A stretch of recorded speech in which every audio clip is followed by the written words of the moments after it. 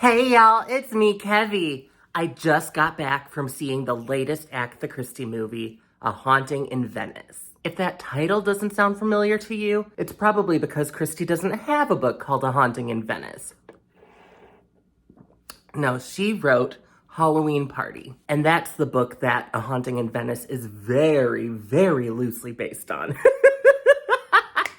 But yeah, while it's still fresh in my head, I wanted to tell y'all all my thoughts about it and how it works as an adaptation. When they first announced the title of this film, I was concerned because Halloween Party is not set in Venice. So I immediately knew that they were taking this adaptation and making it even looser than the previous ones they've done in this series. The trailer confirmed that. Suddenly, the story about a little girl at a Halloween party getting murdered was now about ghosts and seances in Italy. That was strange. But at least then, going into it, I was prepared, knowing that I should not consider this a proper adaptation, because it is not. Literally, the only things in this film that they did not change from the book were the date the murder takes place and one of the characters' names, besides Poirot. Oh, too, I forgot Ariadne Oliver was in the original book, and that's why she no longer eats apples. Oh my gosh, Ariadne Oliver is in this fucking film, and oh, I love her so much.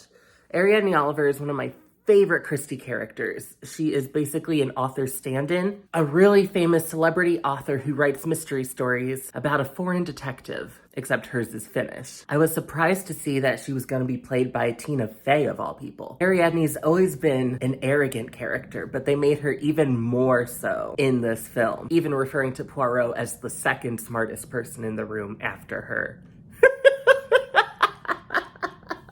In the Poirot series, Ariadne Oliver is played by Zoe Wanamaker, and I am a huge fan of hers, especially that performance and that character. So I was curious to see how Tina Fey would be able to do comparatively. And she sold me in the role. I fully believed it was her. I really got invested in that character. I loved the way they used Ariadne Oliver as a foil for Poirot's character. So when he's trying to explain away all the psychic phenomenon, she chastises him, saying, "You have no appreciation for theatrical timing." Michelle Yeoh was also an impeccable casting choice. She played an original character, a psychic who can communicate with the dead, who comes to this party to do a seance. She has been iconic forever, but really reached legendary status with the release of Everything Everywhere All at Once. Such a deserving award-winning performance. Like, she's incredible and absolutely steals the show. She is the best performance of the entire cast. That seance scene in particular, she just delivers so hard and so intensely. That must have been such a fun role to perform in. The one character present from the book is Rowena Drake. In the book, she was a school teacher, but here she's just a woman in a wealthy Venetian home. And a year ago to the day, her daughter died. So that's why they're holding this seance, to try to contact this girl. But they're also doing it during a Halloween party where they've invited a bunch of kids. So that one plot point resembles the book a bit. I don't know if y'all watch Dominic Noble at all, but he has a series called Lost in Adaptation. In that series, he has what he calls the in-name only clause, which describes an adaptation that is so far removed from the source material that it's really not an adaptation. It just uses that material's name. I would call A Haunting in Venice an in-name only adaptation, but it doesn't even use its name. If you go into this movie wanting to see the book on screen, you are going to hate it. It is not that kind of movie. It was never meant to be that kind of movie. It is an original Poirot story made for the screen. And considering it not as an adaptation, but a Poirot film, incredible. The cinematography in these films is always gorgeous. And this film is no exception. It is filled with breathtaking views of Venice from the beginning all the way through the credit sequence. Even the mundane is beautiful. I wonder if maybe the changing of the setting was done specifically because it was going to be on film, and they thought Venice would look more visually breathtaking than the English countryside. I love that there were a couple connections to the previous movies. In the previous film, Death on the Nile, Poirot refers to wanting to grow vegetable marrows, which a lot of people took to be a reference or a hint at what the next film adaptation would be, guessing The Murder of Roger Ackroyd, because that's the book where he tries to grow a garden. But he has a garden in A Haunting in Venice and is living in Venice. I guess this version of Poirot has gone into retirement and is now trying to hide from all the people desperate for him to solve cases. He's even hired a bodyguard to keep all these people away from him. They also brought back the egg bit from the first film, where he's trying to get perfectly sized matching eggs for breakfast. And I know a lot of people hate that particular trait, taking his quirkiness and just making it hyperbolic. But now seeing it as like a reference to the previous works, I was like, oh, it's that thing.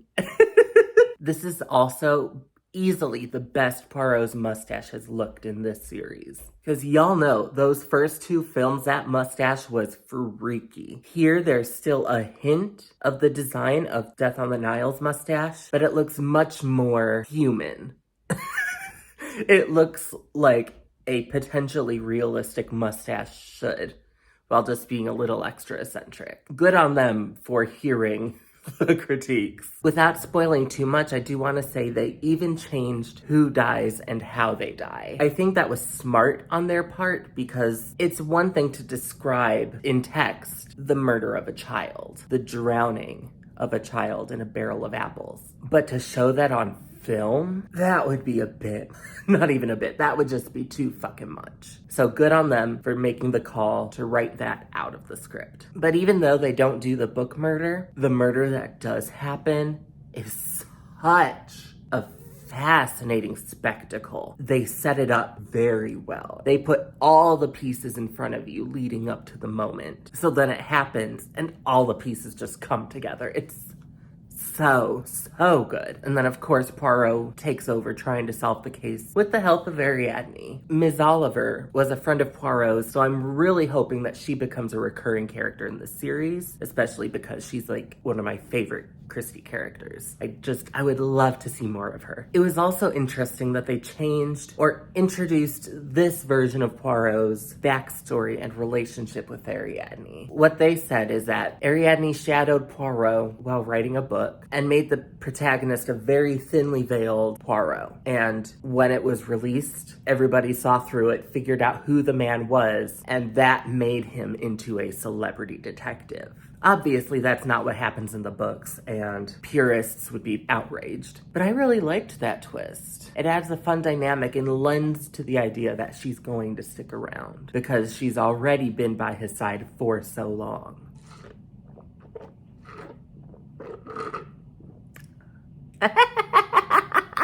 Yes, blue tongue. They really played up the horror elements by setting the film on Halloween. That lended the idea of playing up the horror tropes in the film, and they really did. I will say the rest of the suspects weren't all that interesting. It took me a while to tell some of them apart, and then there wasn't a whole lot of development on them as individuals, just their relationships to X, Y, and Z. Whereas in Murder on the Orient Express and Death on the Nile, I was so much more interested in the entire cast of suspects. A Haunting in Venice was really an incredible film.